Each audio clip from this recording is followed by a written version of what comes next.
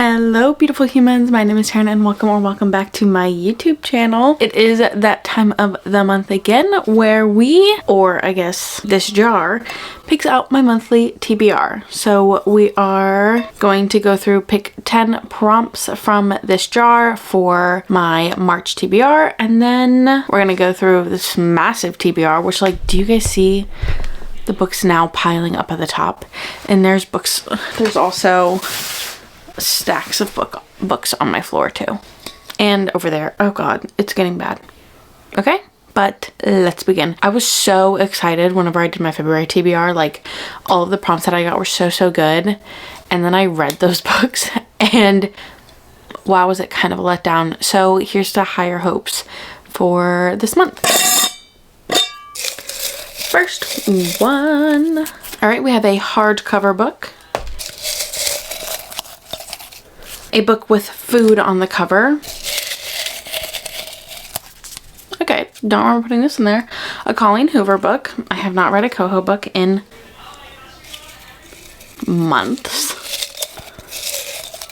I'm not a Coho hater. I just haven't picked up one of her books. A book with flowers on the cover. Let's do it. Shake. A book by a fave author. Okay, I just grabbed an entire clump, so that obviously means it's meant to be. I grabbed 3, and I have 1, 2, 3, 4, 5. Okay, so this will be 6, 7, and 8. A black book, a holiday read. What a time to read that in March. A mystery. 2 more. A book set in your favorite season. That would be summer. Last one. The group chat chooses. All right, I'll start with that. I'll text my little group chat. All right, I texted the group chat. I said, hi, TBR jar. This month says group chat chooses one of my books, so this is all up to you. Would you like a pick of the TBR? They're gonna tell me no, they don't want to pick up the TBR because the TBR is massive, but we'll see how that goes. I don't know if I should do it like that or if I should, like, give them 3 books and choose. Actually, hang on.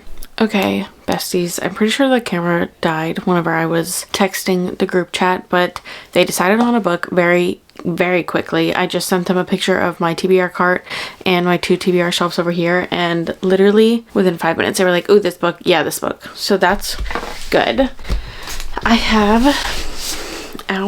my 10 books. This was much easier than last time, which is exciting because I swear last time it took me hours to find books. Okay, starting off with a book set in your favorite series, and I made sure to do my research on this because I know it doesn't look summery, but this is BK Borison's summer book. So this is Mixed Signals by BK Borison. It's a romance. It's part of the Love Light Farm series. It is the 3rd book in the series. It has to do with a small town baker and the local teacher, and I'm excited to see where it goes because I'm pretty sure the baker is like sassy. Like, I feel like that's what I remember about her character, is she's a sassy girl, and we love that. All right, next we have a holiday read, and the only holiday read that I have on my TBR is A Merry Little Meet Cute, which I actually started reading.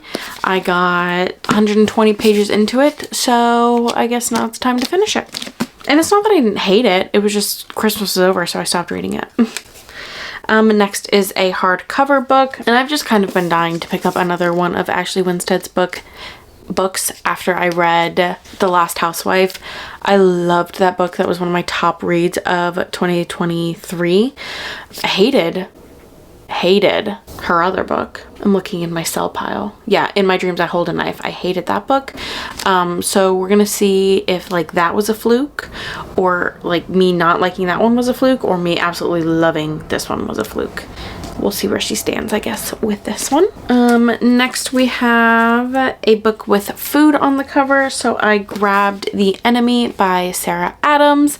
I read my first Sarah Adams book last year, and then I binged a lot of her books, and this is like the 2nd in her Charleston series. What happened? It Happened in Charleston series. It's a rom-com. That's all I know. Okay, the group chat, the bestie group chat, decided on Love Letters to Whiskey, or what? what is this called? A Love Letter to Whiskey by Candy Steiner. I've been scared to pick this up because although I've heard nothing but good things, I didn't realize it was this thick. Now people are saying that the last chunk of it is like the story told again in his point of view, so I don't know if I'll read both, but I do feel like after I start it and I love the first part, I'll probably read the second one. We'll see. Next we have a book by a fave author, and I picked Off to the Races by Elsie Silver. This is I think her first series that she came out with. I could be so wrong in that statement, but all I know is that in this series it talks about the sister of the brothers that go with the Chestnut Springs series. That is one of my favorite series of all time, like romance series of all time. So I want to see what this is about as well. Small town romance. I'm guessing cowboy romance. I hope cowboy romance. Next we have a book with flowers on the cover, and I grabbed Unfortunately Yours by Tessa Bailey. I in fact did not like the first book in this series, or this little duet, whatever, but this is Fake Marriage.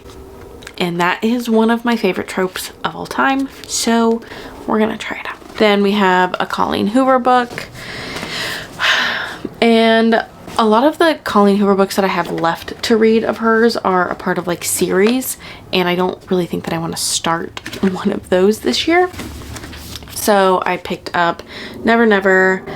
This is by her and Taryn Fisher. I actually read The Wives by Taryn Fisher and I didn't like that one, but I figured this would be, I don't know, less like romance and more like what the fuck is going on, which is exciting to read because I love a good what the fuck moment, you know? All right, we have two more. So I have a mystery, which I grabbed The Box in the Woods by Maureen Johnson. I don't think that this is a part of the Truly Devious series because I read and I finished the series, so, and like she solved the mystery after the 3 books. And this one says she's like trying to find, she needs a new amateur sleuth. Stevie Bell needs a good murder, so like she's like trying to find a new murder to solve, like murder case to solve, but it follows the same characters, I guess. So, and I liked those. They were a little bit boring, but I still thought like they got better as the story went on, so I have higher hopes now that she's older. And then the last one is a book with a black cover, and I grabbed Light Lark by Alex Astor. My best friend actually texted me like a week ago, I think, and was like, hey, can we read Light Lark next month? And I was like, yeah, of course. Really hoping that I got a prompt that went with this, and I did, so that's exciting. I don't really know anything about this. It's a fantasy. Every 100 years, the island of Light Lark appears for only 100 days to host a deadly game. Ooh, it's giving Carval, where the rulers of 6 realms fight to break their curses and win unparalleled power. Each ruler has something to hide. Each curse is uniquely wicked. To break them and save themselves and their realms, one ruler must die. Ooh, even as live complicates things. Cool. Oh, this author is young. Oh, they're short chapters, babes. I'm gonna love it. I'm gonna love it. All right, so those are my 10 books that I will be reading in the month of March.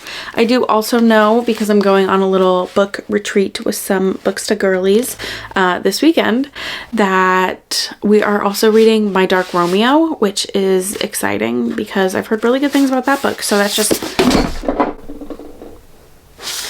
another one to add to this list. But yeah, here's to higher hopes than the month of February, and I can't wait to come on here and share my thoughts on what I read last month, because Lord have mercy.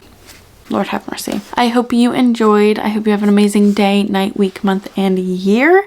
Make sure to like, comment, subscribe, and hit the notification bell, and let me know down below if you're reading any of the same books as me, because that would be fun. I love you. Goodbye, beautiful humans.